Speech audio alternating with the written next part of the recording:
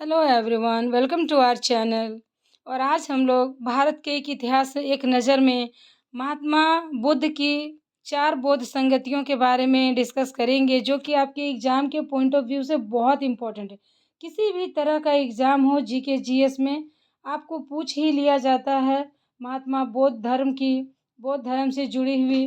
कभी कभी पूछ लिया जाता है कि प्रथम बौद्ध संगीति कहाँ पर हुई थी, द्वितीय कहाँ हुआ था, तृतीय कहाँ हुआ था, उनका जन्म कब हुआ था, उनके शिष्य कौन थे। इन सब बातों को किसी न किसी एग्ज़ाम में पूछ ही लिया जाता है। इसीलिए आपके एग्ज़ाम के पॉइंट ऑफ व्यू से ये बहुत इम्पोर्टेंट और फ्रूटफुल साबित होने वाला है।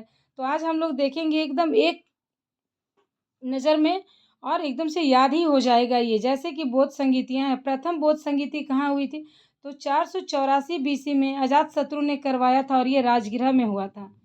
द्वितीय बौद्ध संगीति की अगर हम बात करें तो ये 383 बीसी में कालाशोक ने करवाया था और ये वैशाली में हुआ। अब अगर हम तृतीय बौद्ध संगीति की बात करते हैं, जो कि 250 बीसी में हुआ था, इसको सम्राट अशोक ने करवाया था, जो कि पाटलिपुत्र में हुआ था।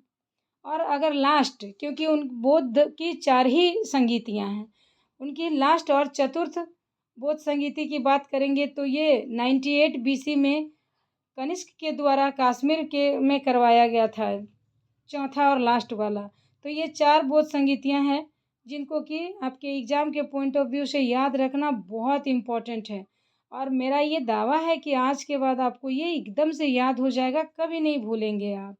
अब अगर हम महात्मा बुद्ध की शिष्या की बात करेंगे कि उनके कितनी सारी शिष्या थी, तो आप यहाँ पर देख सकते हैं गौतमी, यशोधरा, नदी, आम्रपाली, विशाखा, क्षमा और मल्लिका। ये सब सारी उनकी शिष्या थी, उनके स्टूडेंट्स थे। अगर विद्वानों की बात की जाए तो अश्वघोष, नागार्जुन, वसुबुद्ध और बुद्धघोष, ये सारे विद्वानों की कैटेगरी में आते हैं। अगर साहित्य की बात की जाए तो बौद्ध धर्म के साहित्य में जैसे सूत्र पिटक थे, विनय पिटक थे और अभिधम पिटक थे। 3 पिटक थे बौद्ध धर्म से। संरक्षक की बात की जाए तो बिंबिसार आते हैं, प्रसन्नजीव, उदायीन, चंड प्रघोत, कनिष्क आते हैं और अश्वेक आते हैं, हर्षवर्धन आते हैं। तो ये सब बहुत ही इम्पोर्टेंट फैक्ट्स है आपके एग्ज़ाम के पॉइंट ऑफ व्यू से, और इसको फटाफट एक ही नज़र में याद किया जा सकता है और याद रखा जा सकता है। तो आई होप कि ये वीडियो आप लोगों को पसंद आया है। Thank you, thanks for watching.